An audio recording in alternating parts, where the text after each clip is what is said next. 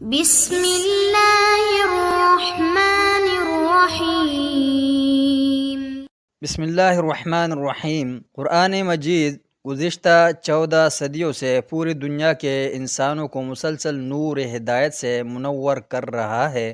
جس طرح یہ پہلوں کے لیے ہدایت تھا، اسی طرح پچھلوں کے لیے بھی ہدایت ہے۔ قرآن کریم کے فیض و برکات میں آج تک کبھی کمی آئی ہے نہ تعطل پیدا ہوا ہے، لہٰذا اب دور حاضر میں اسلام قبول کرنے والوں کے چند واقعات بھی آپ کے پیش خدمت ہے۔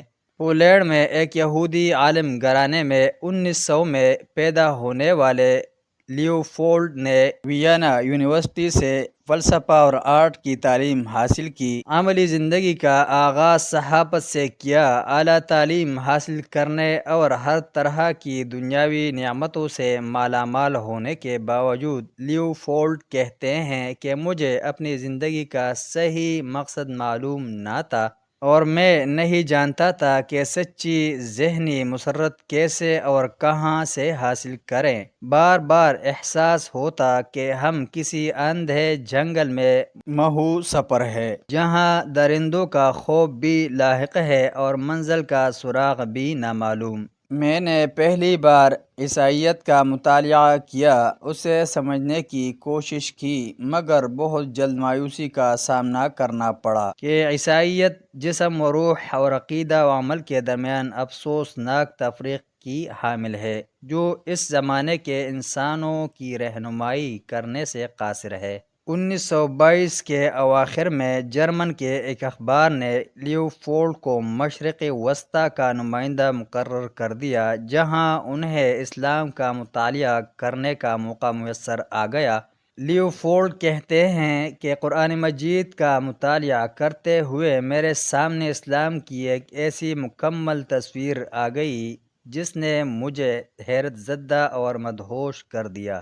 روح اور مادہ کی یکساں اہمیت، عقل کی کار فرمائی، پیغمبر اسلام کی بھرپور روحانی، معاشرتی اور سیاسی زندگی اور اسلام کا بین الاقوامی مزاج دیکھ کر اسلام کے لیے میرا استغراق مزید بڑھ گیا۔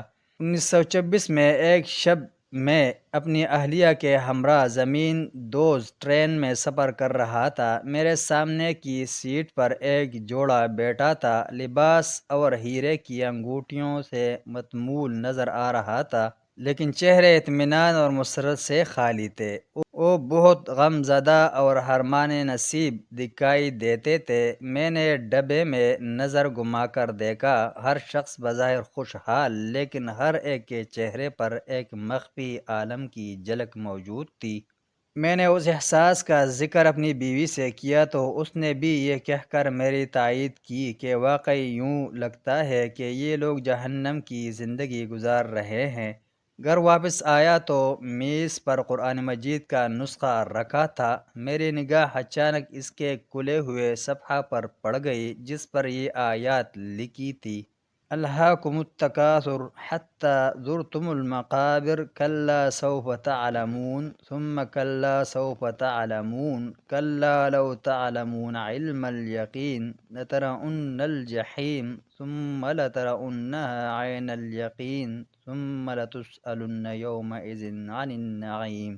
لوگو، تم کو مال کی بہت سی طلب نے غافل کر دیا، یہاں تک کہ تم نے قبریں جا دیکھو، تمہیں عنقریب معلوم ہو جائے گا، پھر دیکھو، تمہیں عنقریب معلوم ہو جائے گا، دیکھو۔ اگر تم جانتے، علم الیقین رکھتے تو غفلت نہ کرتے۔ تم ضرور دوزخ کو دیکھو گے، پھر اس کو ایسا دیکھو گے کہ عین الیقین آ جائے گا، پھر اس روز تم سے شکر نعمت کے بارے میں پرسش ہوگی۔ میں ایک لمحہ کے لیے گم سم ہو گیا، میرے ہاتھوں میں جنبش نہ تھی۔ میں نے بیگم کو آواز دی اور کہا، دیکھو، کیا یہ اس صورتحال کا جواب نہیں جو گزشتہ رات ہم نے ریل میں دیکھی تھی؟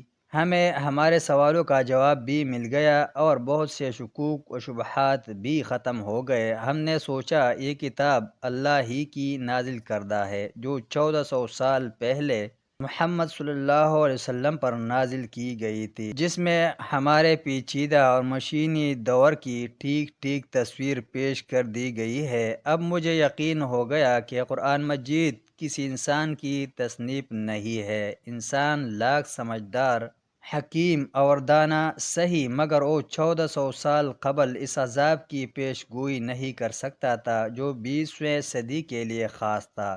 دوسرے ہی روز برلن میں مسلمانوں کی انجمن کے صدر کے پاس گیا اور کلمہ شہادت پڑھ کر اسلام قبول کر لیا۔ یونانی زبان میں لیو شیر کو کہتے ہیں، لہٰذا میرا نام محمد اسد تجویز کیا گیا، کیونکہ عربی میں شیر کو اسد بھی کہا جاتا ہے۔ یہ وہی محمد اسد ہے جو اپنے علم اور عمل کی وجہ سے بعد میں علامہ محمد اسد کہلائے، جنہوں نے ایک انتہائی واقعہ اور قابل قدر کتاب روڈ ٹو مکہ جانب بطحہ تصنیف کی، جسے پڑھ کر بے شمار لوگوں کو راہ ہدایت نصیب ہو رہی ہے۔ انہی علامہ محمد اسد کی ایک دوسری اہم تصنیف اور رہنما کتاب بھی ہے، جس کا عربی ترجمہ ڈاکٹر عمر فاروق نے الاسلام علی مفترق الطرق کے نام سے کیا ہے۔